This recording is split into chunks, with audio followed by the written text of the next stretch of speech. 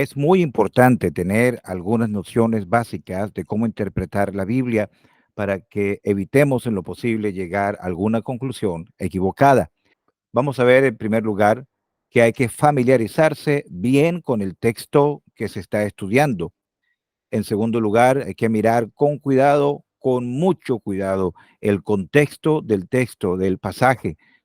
Y en tercer lugar, no hay que decir lo que el texto no dice. Y por último, estudiar otros textos o pasajes que traten el mismo tema. En primer lugar, familiarizarse bien con el texto. Supongamos que usted está leyendo un versículo y el versículo le parece difícil o alguien utiliza el texto para tratar de confundirlo y decirle que lo que usted cree está mal porque este texto dice lo contrario, etcétera. Hay que familiarizarse bien con el texto para poder decir lo que el texto dice. ¿Cómo hacemos eso? Bueno, hay que leer el texto varias veces. Muchas veces la gente se queda con una lectura superficial y simplemente por leer el texto varias veces y ver exactamente lo que el texto dice puede aclarar la duda. Pero también hay que fijarse bien en las palabras claves, verbos, sustantivos, preposiciones, adjetivos, adverbios, etcétera. Entonces, tener un poquito de conocimiento básico de las palabras y de la función que ellas tienen. Por ejemplo, el verbo, la acción, es lo más importante que debería haber en cualquier oración, en cualquier grupo de palabras. ¿Cuál es el verbo? ¿Está en pasado? ¿Está en futuro? ¿Está en presente perfecto? ¿Es una voz pasiva? Cosas básicas que se aprendieron en gramática en bachillerato. No hace falta hacer un curso completo, pero por lo menos darse cuenta de lo básico. Buscar significado de palabras difíciles. Hay palabras como redención, predestinación, eh, tribulación y otras palabras que aparecen en la Biblia que pueden ser difíciles y es muy importante tener un diccionario bíblico de confianza que puede ayudar a entender el significado de estas palabras. Y por último, pensar y meditar en el pasaje. Pensar es traer a la memoria otra vez lo que el pasaje dice y meditar en él es reflexionar con mucho cuidado en lo que el pasaje está diciendo. Entonces, no se puede tratar de llegar a nada que pueda ser una interpretación de un pasaje si primero no conoces bien el pasaje con el que estás tratando. Algo superficial no va a ser suficiente. Bueno, para tratar de hacer un poco más fácil la explicación de estas cuatro normas de interpretación bíblica, vamos a poner como ejemplo Primera de Tesalonicenses, capítulo 5, versículo 2. Porque vosotros sabéis perfectamente que el día del Señor vendrá así como ladrón en la noche. Hay muchas personas que utilizan este pasaje para decir que esto está hablando de la venida del Señor por la iglesia. Pero ¿es eso de verdad lo que quiere decir? Entonces vamos a leer el pasaje varias veces y vemos en primer lugar los verbos. Dice, sabéis y vendrá. Sabéis está en tiempo presente. Está diciendo, ¿quiénes son los que saben? Ellos, los tesalonicenses, saben algo y lo saben perfectamente. ¿Qué es lo que saben perfectamente? Bueno, la segunda parte del versículo, el día del Señor vendrá, así como ladrón en la noche. Noten algo, ¿qué es lo que vendrá como ladrón en la noche? ¿El Señor vendrá como ladrón en la noche? El versículo dice, el día del Señor. El sujeto es el día del Señor. Si en este momento no sabemos qué es el día del Señor, por lo menos sabemos que habla de un periodo de tiempo que está relacionado con el Señor, que es lo que va a venir como ladrón en la noche. Se está comparando algún aspecto de la venida de un ladrón en la noche con la venida del día del Señor. Saber perfectamente no necesariamente quiere decir sin ningún error. En el Nuevo Testamento, en la Biblia en general, algo perfecto no está hablando de algo sin errores, está hablando de algo que está completo, que ha alcanzado su madurez, su culminación y no hace falta añadirle más nada. Entonces está hablando de un conocimiento completo. Vamos a pasar al segundo punto. Mirar con atención el contexto del pasaje. Esto es esencial, igual que el anterior. Uno no puede estar opinando o dando interpretaciones de un pasaje si no lo conoce bien, si no está familiarizado con él y al mismo tiempo sin conocer el contexto de donde viene. Ustedes habrán escuchado esa frase, un texto fuera del contexto solo forma un pretexto. Si usted saca cualquier frase, oración o versículo de la Biblia fuera de su contexto, y trata de enseñar algo allí, ignorando y contradiciendo lo que el texto dice, solamente es un pretexto para enseñar algo que no es verdad.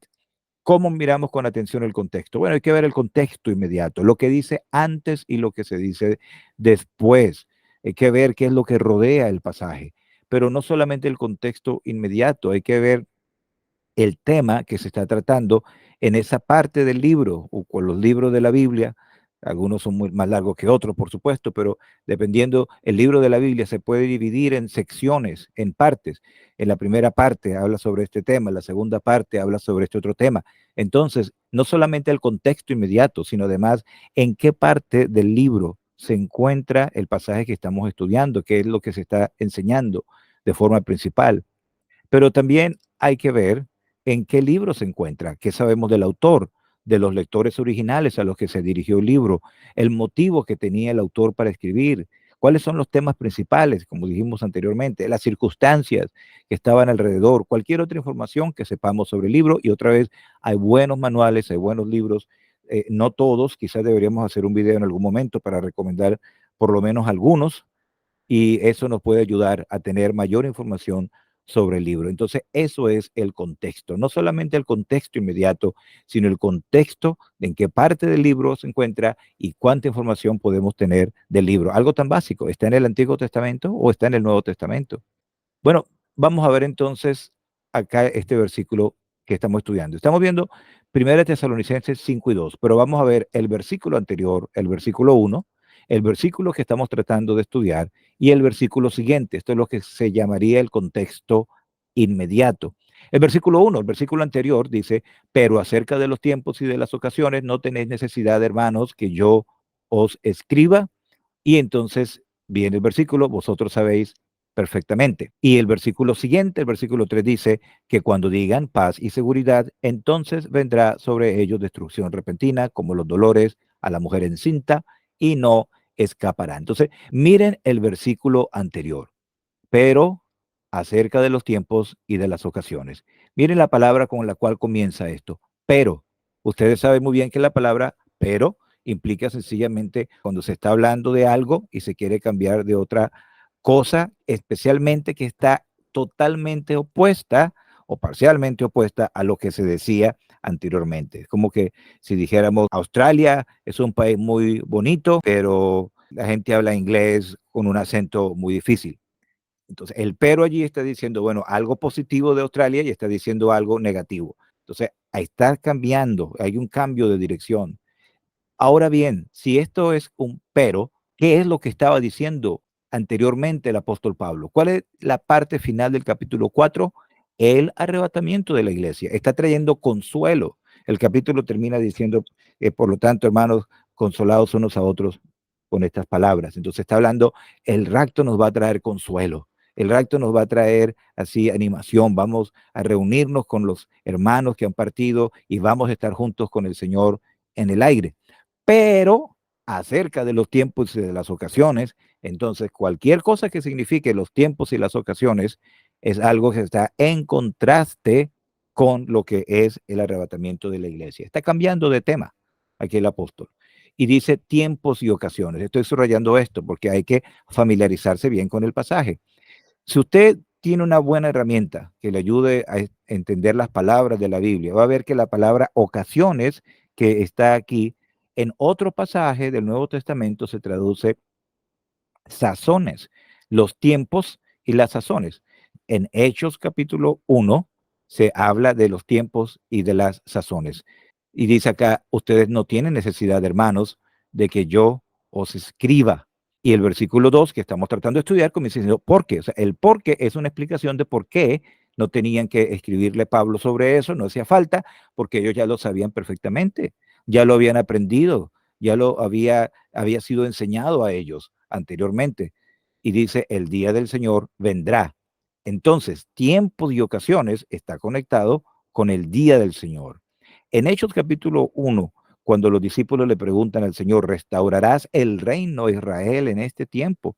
El Señor responde, no os toca a vosotros saber que los tiempos y las sazones. Entonces, tiempos y las sazones está relacionado algo que ver con la instauración del reino a Israel, lo cual es vital. No está hablando de la iglesia, está hablando de Israel. El rapto es algo que está involucrando a la iglesia y aquí está hablando de algo que tiene que ver con Israel. Fíjense cómo vamos viendo las palabras, las vamos encadenando y vamos viendo una con otra. Entonces, el versículo siguiente dice, cuando digan paz y seguridad, vendrá sobre ellos. Esta palabra es bien importante. Fíjense lo importante que es familiarizarse. Este pronombre ellos, tercera persona del plural, es diferente a vosotros. Vosotros es segunda persona del plural y aquí esto es tercera persona del plural. No quiero que se enreden con la parte gramática. Ustedes, el sentido común les muestra que vosotros es a quienes Pablo le está hablando y ellos está hablando de otras personas.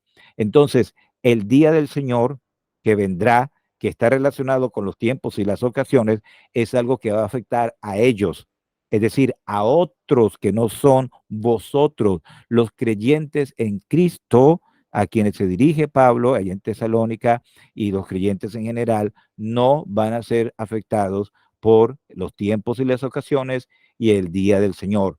Pongan todo esto junto. El pero muestra un cambio de tema, el consuelo que nos traerá el arrebatamiento de la iglesia para ver a Cristo cara a cara, qué hermoso, y reunirnos con aquellos creyentes que ya han partido, pero en cuanto a los tiempos y las ocasiones que está relacionado con el día del Señor, eso vendrá como ladrón en la noche y caerá sobre ellos que destrucción repentina.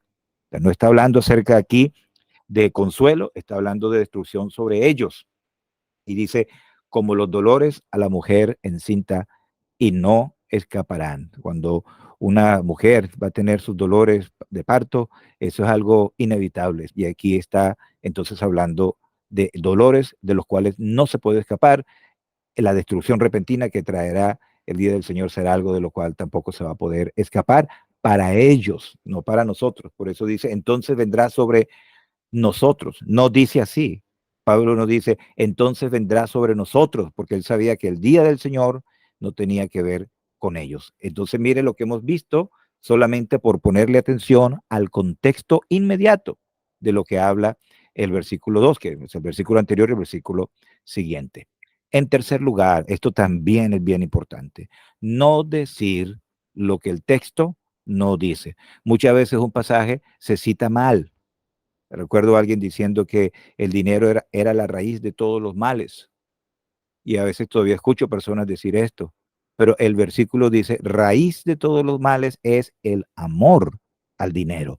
El dinero no es la raíz de todos los males. El dinero lo necesitamos para sobrevivir, no podemos negar eso. Y hay que ganarlo honestamente y gastarlo sabiamente. Pero lo que es raíz de todos los males es el amor al dinero. No decir lo que el texto no dice, no citar mal el versículo. Se puede citar mal el versículo por equivocarse, citarlo mal, pero también hay algo bien importante, no suponer algo por lógica humana. Lógica humana es cuando nosotros sacamos una deducción y llegamos a una conclusión basada sobre esas deducciones y, y pensamos que eso está bien. Pero recordamos, la Biblia es la palabra de Dios, es revelación divina. No podemos utilizar lógica humana como nuestra única guía para interpretar la palabra de Dios, porque la lógica humana es que un muerto no resucita. Y no podemos hablar entonces de la resurrección de Cristo, porque por lógica, si Jesús era hombre, no podía resucitar. Pero otra forma también de decir lo que el texto no dice es repetir algo que hemos oído o leído sin verificar la fuente. Hoy en día, la abundancia de material que hay en Internet, en las redes sociales, en videos, en blogs, en tantas cosas, se ha convertido para mí también en una desventaja, porque entonces algún hermano quiere buscar información sobre un tema, se mete en un canal de videos o se mete en cualquier parte de Internet o simplemente pone en alguno de los buscadores más populares una palabra, quiero aprender sobre la venida del Señor, pone venida del Señor Biblia y le aparece y se los lee y cree que como salieron en Internet eso debe estar bien. Escuchó, vio un video, escuchó un audio, alguien le mandó un audio y lo mismo pasa en cosas cotidianas como la política, los deportes, la cultura. La gente escucha un audio, una cadena que le mandan o ve un video y cree que es verdad y se pone a mandarlo a otras personas. No, no podemos repetir algo sin verificar la fuente. ¿Quién dijo eso? ¿Quién fue la persona que hizo el video? ¿Quién escribió ese artículo? ¿Quién mandó la cadena? ¿Qué cree esa persona? ¿Qué grupo o qué denominación pertenece? ¿Cuáles son las cosas básicas que ellos creen? No decir lo que el texto no dice. Alguien puede decir, bueno, es que yo creo que el texto quiere decir esto porque yo leí en internet a alguien diciendo esto. Entonces, por favor, evitemos eso. Vamos a poner unos ejemplos con el versículo que estamos estudiando. Un ejemplo de decir algo que el texto no dice por lógica humana. Escuchen esto. Como nadie sabe a qué hora viene el ladrón y nadie sabe cuándo viene el Señor por la iglesia, entonces aquí habla del rapto. Esto es decir lo que el texto no dice. El texto no está diciendo que esto es el rapto. Y a esa conclusión se puede llegar de forma equivocada por lógica humana. La lógica, tenemos dos declaraciones que son ciertas y pensamos que dos declaraciones ciertas van a tener una conclusión que siempre va a ser cierta. Nadie sabe a qué hora viene el ladrón. Eso es cierto. Segunda declaración, nadie sabe cuándo viene el Señor por la iglesia. Eso también es cierto, no sabemos. Entonces, como estas dos declaraciones son verdaderas, las unimos y llegamos a una conclusión. Entonces, aquí la conclusión es, y de forma equivocada, que este versículo, primera de Tesalonicenses 5 y 2, habla acerca del rapto de la iglesia. Eso no es lo que el texto dice y lamentablemente llegar a esta conclusión por lógica humana nos lleva a cometer ese error. Repetir algo sin verificar la fuente. En un video con muchas visitas, alguien dijo que esto claramente habla del rapto. Y como él lo dijo, entonces lo repito, pero póngase a ver quién fue que lo dijo, qué tipo de doctrina tiene esta persona, por qué lo está diciendo. Entonces, verificar esa fuente. O sea, no podemos repetir por repetir. El cuarto punto, que es bien importante también, estudiar otros textos, otros pasajes de las escrituras que tratan el mismo tema, usando una concordancia o un diccionario de confianza. Hay muy buenos, el diccionario de Vine, W-E Vine, con V corta, creo que así se dice en español, W Vine o Vine, es una tremenda ayuda, una buena concordancia que nos ayuda a encontrar el tema.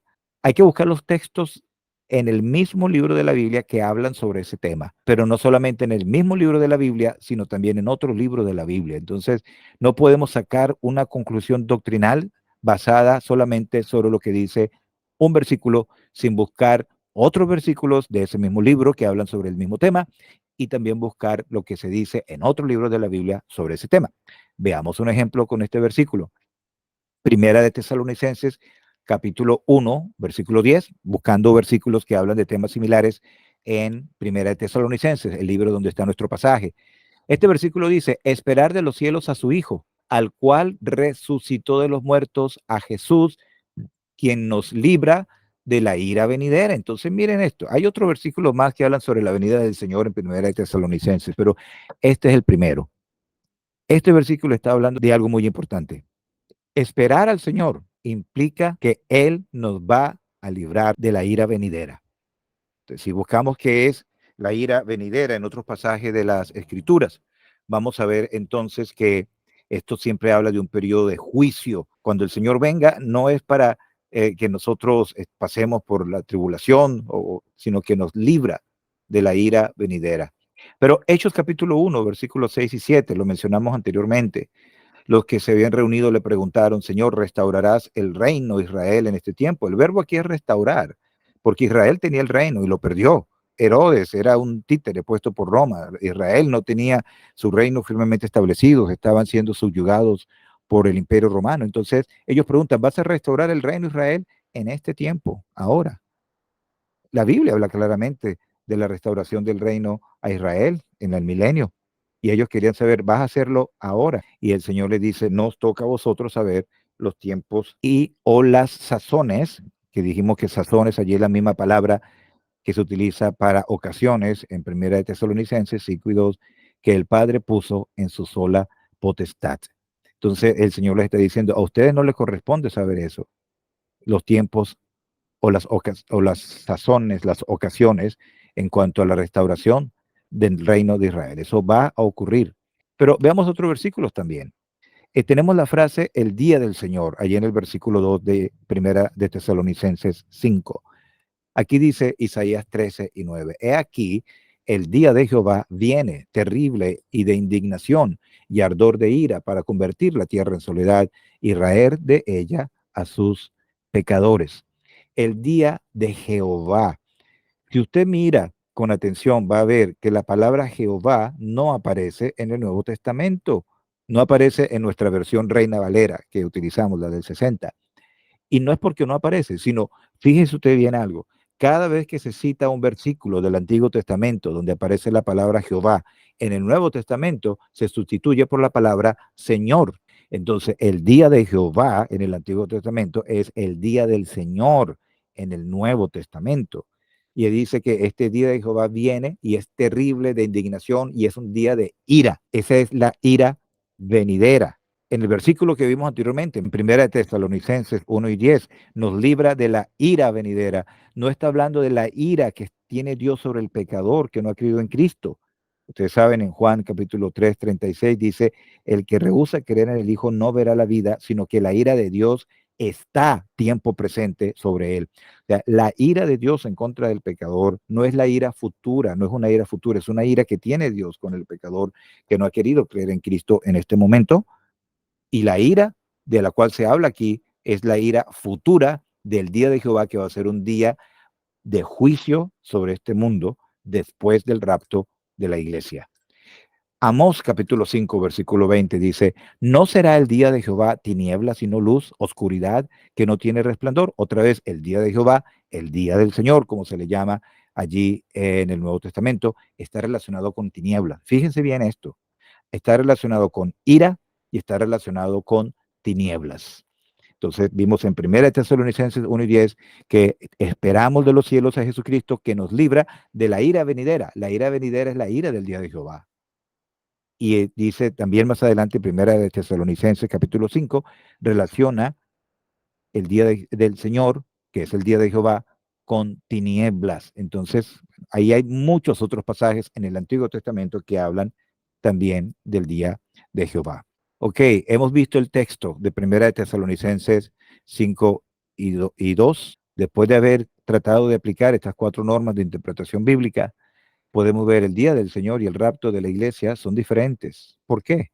Bueno, primero, hay un cambio de tema en el capítulo 5, versículo 1. Dice, pero, hermanos, en cuanto a los tiempos y las ocasiones. La palabra pero indica claramente que hay un cambio de tema. El tema anterior era el consuelo que debería traer a los creyentes, el hecho de que el Señor va a venir un día a buscar a la iglesia. Eso es lo que nos da esperanza, nos da consuelo, y ahora está cambiando algo que va a traer destrucción.